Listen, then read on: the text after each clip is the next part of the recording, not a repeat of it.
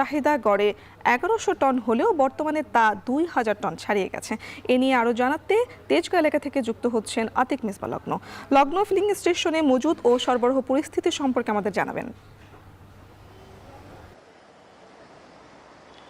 পুতুল, সন্ধ্যার পরেও আমরা দেখছি অনবরত যারা গ্রাহকরা রয়েছেন তারা আসলে এখান থেকে জ্বালানি সংগ্রহ করছেন।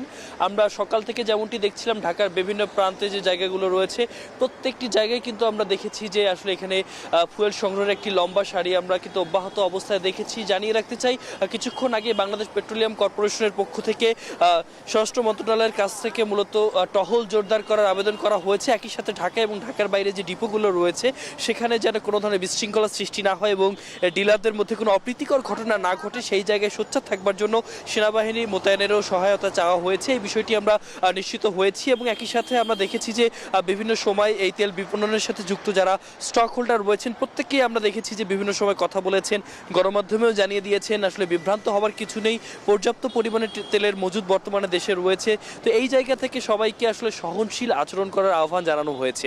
একই সাথে আরেকটি বিষয় জানিয়ে রাখতে চাই, আমরা গ্রাহকদের সাথে কথা বলছিলাম যারা আসলে ক্লান্তি নিয়ে লম্বা সারিতে দাঁড়িয়ে রয়েছেন, যেমনটি আপনারা এখনো দেখতে পাচ্ছেন। তাদের সাথেও কথা বলেছিলাম, তারাও বলেছেন যে ঘন্টার পর ঘন্টা ধরে কিন্তু তারা অপেক্ষা করছেন।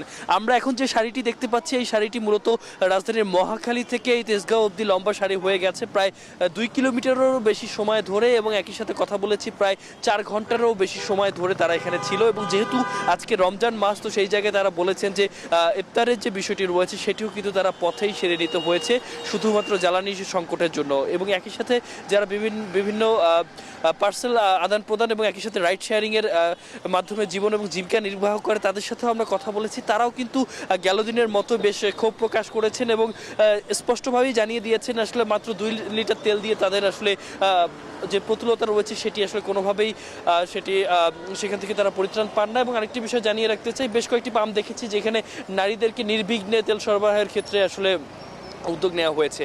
তো এই ছিল পুতুল আমার এখান থেকে সর্বশেষ। তেজগাঁও থেকে যুক্ত